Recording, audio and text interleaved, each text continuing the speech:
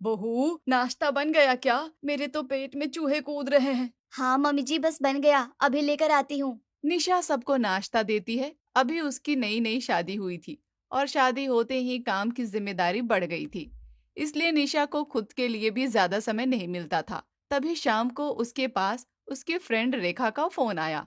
अरे, जब से तेरी शादी हुई है तू तो पता नहीं कहाँ गायब हो गई है। ना फोन करती है ना मिलने आती है। तू तो जानती है यार, शादी के बाद कितनी जिम्मेदारियां बढ़ जाती हैं। मुझे तो अपने लिए ही समय नहीं मिलता, तो फोन करने के लिए कहाँ से समय निकालूं।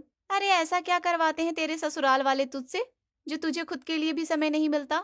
बस वही घर के काम, सबके लिए नाश्ता बनाना, खाना बनाना, घर को संभालना, साफ सफाई करना, इसी में पूरा दिन चला जाता है। अरे मैं तो बहुत दिनों से कहीं घूमने भी नहीं गई हूँ। क्या?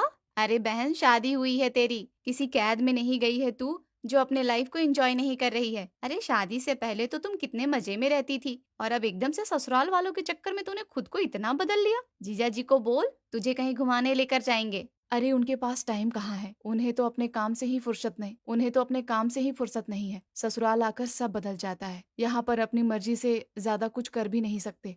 मम्मी पापा और सास ससुर की बात बहुत अलग होती है। अरे, ऐसा कुछ नहीं होता निशा।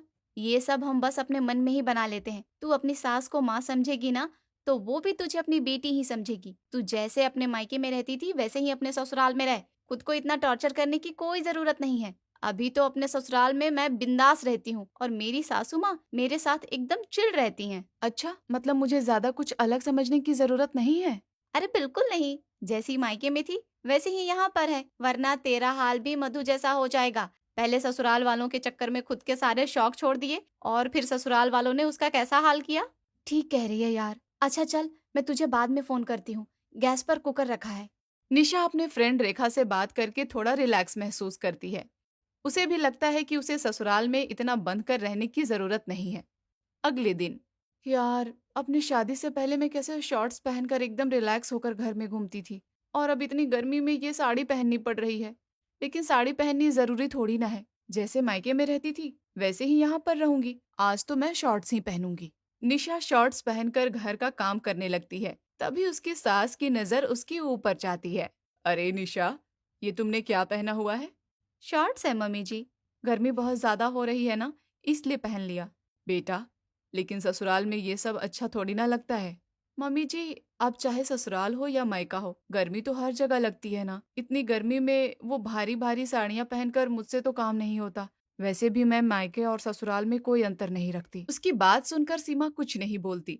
लेकिन शाम को जैसे ही अमित घर आता है। क्या हुआ माँ? तुम्हारा चेहरा इतना उतरा क्यों है? नहीं तो बेटा, ऐसा कुछ नहीं है, मैं तो ठीक हूँ। नहीं, कोई तो बात है। बस क्या बताएं बेटा, आजकल की बहुओं में संस्कार नाम की तो चीज ही नहीं रह गई है। ससुराल में शॉर्ट्स पहनकर घूमती रहती हैं। तुम निशा की बात कर रही हो क्या माँ? हाँ बेटा, आज दिन में वो शॉर्ट्स पहनकर घर में घूम रही थी और तभी वो शुक्लाइन आ गई। और तुझे तो पता ही है उसका, अब पूरे मोहल्ले में बात फैला देगी। ससुराल में कपड़े पहनने का उसे कोई तो तरीका होना चाहिए ना। तुम परेशान मत हो माँ, मैं निशा से बात करूंगा। नहीं नहीं, उसे कुछ मत बोलियो, वरना उसे लगेगा कि मैंने तुझे भड़का दिया। लेकिन माँ। कभी बातों बातों में समझा दियो। अभी एकदम से बोलोगे तो वो यही सोचेगी कि मैंने ही कुछ कहा है। अच्छा ठीक है। अमित निशा को कुछ नहीं कहता। तभी अगले दिन निशा का फोन रिंग होता है। हेलो। हाँ बोलो, कैसी हो रेखा? कैसे याद आ गई मेरी? अरे यार, बहुत अच्छी मूवी लगी है थिएटर में। चल ना, देखने चलते हैं। तेरे साथ मूवी देखे तो बहुत टाइम हो गया। अरे यार, लेकिन मुझे तो अभी खाना भी बनाना है, बहुत लेट हो जाएगा। अरे क्या तू आज के जमाने की लड़की है। खाना बनाने के चक्कर में अब क्या मूवी मिस कर देगी? अपनी सास के लिए बाहर से खाना ऑर्डर कर दे। मैंने भी आज अपनी सास के लिए बाहर से ही खाना ऑर्डर किया है। अच्छा ठीक है, यही करती हूँ। और हाँ, मूवी देखने जा रहे हैं तो पहले की तरह ही अच्छे से तैयार होकर आना, अच्छी सी ड्रेस पहन लेना। ओके।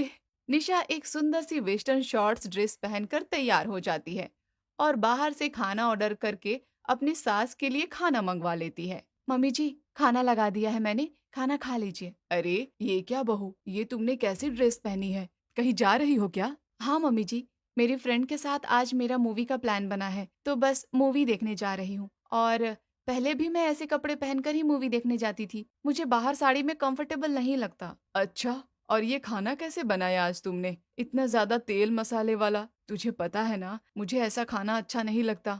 ये खाना मैंने नहीं बनाया मम्मी जी, बाहर से मंगाया है। मुझे मूवी के लिए देर हो रही थी और खाना बनाने का टाइम नहीं था, इसलिए बाहर से मंगा दिया। एक दिन तो एडजस्ट कर ही सकते हैं ना। अच्छा, मेरी कैब आ गई, मैं चलती हूँ। निशा तो बड़े आराम से वहां से चली जाती है। लेकिन उसे इस तरह देखकर उसकी सास को उसके ऊपर गुस्सा चढ़ जाता है। समझ नहीं आता आजकल की लड़कियों को क्या हो गया है। कल तो मैंने अमित को ज्यादा कुछ नहीं कहा, लेकिन अब उसे अच्छी तरह समझाना ही पड़ेगा। शाम के 7 बजे अमित घर आ जाता है, लेकिन निशा अभी तक घर नहीं आती। अरे, निशा कहाँ पर है माँ? ये देखो, बीवी घर से बाहर गई है और तुझे पता ही नहीं। वो तो दोपहर से ही गायब है। आज तो उसने खाना भी नहीं बनाया। बाहर से मंगवाया हुआ खाना खाया मैंने। अच्छा हाँ, वो मूवी देखने गई है। उसने फोन करके बताया था मुझे। बेटा, लेकिन वो अभी तक है कहाँ पर? घर आने का कोई समय है या नहीं? अरे आ जाएगी माँ। वैसे भी मूवी खत्म होने में टाइम तो लगता ही है। अच्छा चलो, मैं उससे कॉल करके पूछ ही लेता हूँ। अमित निशा के पास कॉल करता है। हेलो। अरे कितनी देर में घर आ रही हो निशा? मुझे बहुत जोर की भूख लगी है। ऑफिस से भी आ गया हूँ मैं। मैं तो अभी मॉल में ही हूँ। मूवी के बाद रेखा और मैं शॉपिंग करने लगे थे और फिर हमें भूख लग गई तो हम बस खाना खाने के लिए आए हैं। आप बोलो तो आपके लिए भी पैक करवा कर ले आती हूँ। नहीं नहीं, आज मेरा पेट कुछ ठीक नहीं है, तो घर आकर ही कुछ बना लेना। ठीक है, थोड़ी देर में आ जाऊंगी, फिर बना दूंगी। अमित फोन रख देता है। तभी रेखा निशा से कहती है, अभी तो बस शाम के 7 ही बजे हैं और अभी से तेरे ससुराल वालों के फोन आने शुरू हो गए और ऊपर से अब यहाँ से जाकर खाना भी तुझे खुद ही बनाना पड़ेगा। अब क्या करूँ यार, घर का काम तो करना ही पड़ता है ना। अरे ऐसा कुछ नहीं है निशा, तू अपनी सास को बोलेगी ना कि मम्मी जी मैं बहुत थक गई हूँ, आज रात का खाना आप बना लो, तो वो बिना कुछ बोले खाना बना देंगी। जब हम कहीं बाहर से घर आते हैं तो मम्मी ही खाना बनाती है और सास भी तो हमारी दूसरी माँ ही होती है। तू ठीक कह रही है यार। मैं ना मम्मी जी से कुछ ज्यादा ही डरती हूँ। अब घर जाकर खाना बनाने की हिम्मत तो बिल्कुल नहीं है मेरी। मम्मी जी को ही खाना बनाने के लिए बोल दूंगी। निशा लगभग 8 बजे घर आती है। सब खाने के इंतजार में ही बैठे थे कि तभी वो अपनी सासू माँ के कमरे में जाती है। मम्मी जी, आज बाहर जाकर ना मैं बहुत ज्यादा थक गई। प्लीज आप आज रात का खाना बना देंगी क्या? मैं तो खा कर आई हूँ। आप अपने और अमित जी के लिए खाना बना लीजिए। ठीक है, बना लेती हूँ। तेरे आने से पहले भी तो मैं ही खाना बनाती थी, तो अब खाना बनाने में कौन सी आफत आ जाएगी। सीमा गुस्से में उठकर खाना बनाने जाती है, लेकिन निशा को कोई बात समझ ही नहीं आती कि उसकी सास गुस्से में है। निशा इतनी थक गई थी कि थोड़ी देर बाद ही वो सो जाती है। तभी सीमा अमित को खाने के लिए आवाज लगाती है। देख ले, ऐसी होती है घर की बहू। तूने जब इसे फोन किया तो इसने बोला कि मैं घर आकर खाना बना दूंगी, और घर आने के बाद मुझसे खाना बनवाया। तेरे सामने बुरी नहीं बनना चाहती। तू ही बता, अब इस बुढ़ापे में मुझसे काम होता है क्या?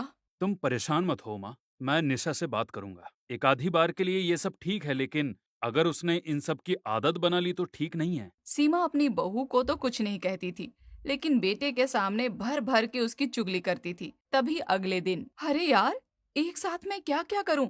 नाश्ता भी बनाना है, इनका लंच भी बनाना है और इनकी शर्ट पर प्रेस भी करनी है। एक काम करती हूँ, मम्मी जी को बोल देती हूँ, वो इनकी शर्ट पर प्रेस कर देंगी। मम्मी जी, अभी आप क्या कर रही हैं? फिलहाल तो चाय नाश्ते का इंतजार कर रही हूँ। चाय नाश्ता आए तो मैं कुछ खाऊं।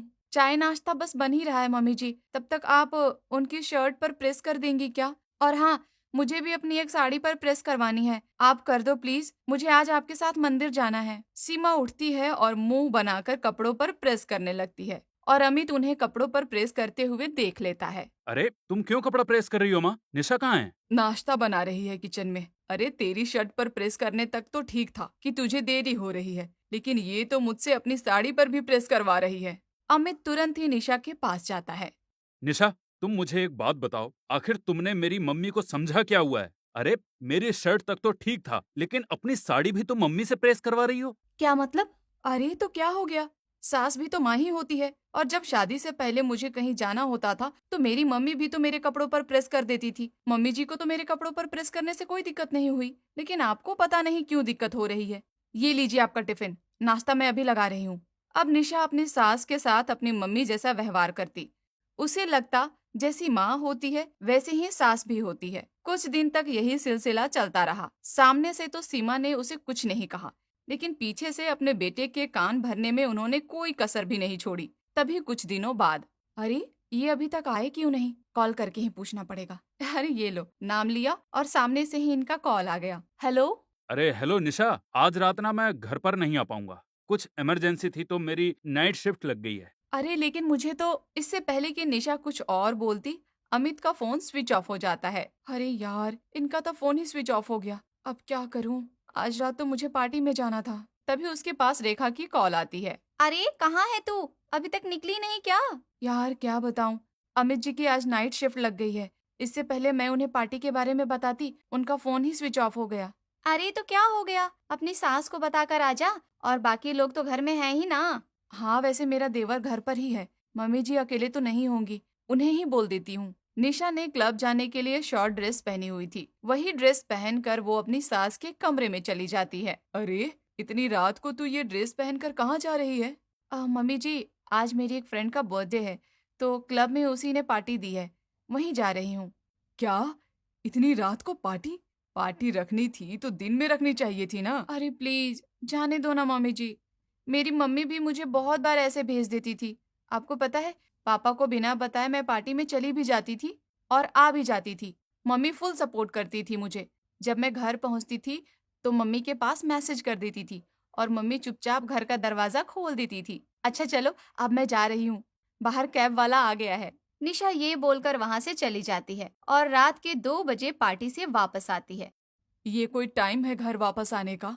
वही ना मम्मी जी, मेरा तो और रुकने का मन था, लेकिन बस आना पड़ा। ज्यादा ही जल्दी आ गई मैं। मुझे तो बहुत नींद आ रही है, मैं जा रही हूँ सोने। और थैंक यू, आपने मेरे आने का वेट किया। निशा अपनी सास को थैंक यू बोलकर अपने कमरे में जाकर घोड़े बेचकर सो जाती है। अब वो रात को देर से सोई थी तो उसे सुबह उठने में भी देर हो जाती है और उसके उठने से पहले ही अमित घर आ जाता है। अरे माँ, तुम किचन में क्या कर रही हो? निशा की तबीयत ठीक नहीं है क्या?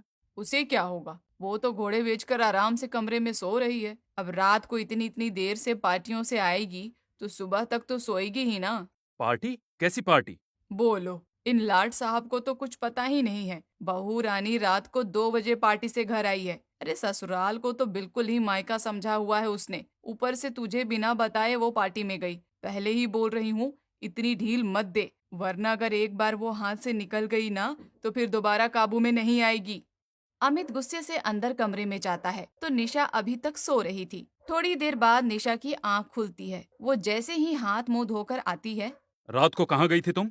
मेरी एक फ्रेंड का बर्थडे था तो उसी की पार्टी में गई थी। उसने क्लब में पार्टी रखी थी तो रात को ही जाना पड़ा। अरे गई तो गई, लेकिन मुझे बिना बताए। मैं तो आपको बताने वाली थी, लेकिन आपका फोन बंद हो गया और मैं मम्मी जी को बोलकर तो गई थी। पहले तो मेरी एक बात ध्यान से सुन लो, ये तुम्हारा मायका नहीं ससुराल है। चलो दिन में तुम जहां भी जाती हो ठीक है, लेकिन रात को, वो भी ना तुमने किसी से पूछा, बस अचानक से बोला कि मैं जा रही हूँ। किस घर की बहू इस तरह रात को पार्टियों में जाती है? अगर मम्मी मुझे कुछ बताती नहीं तो मुझे कुछ भी पता नहीं लगता।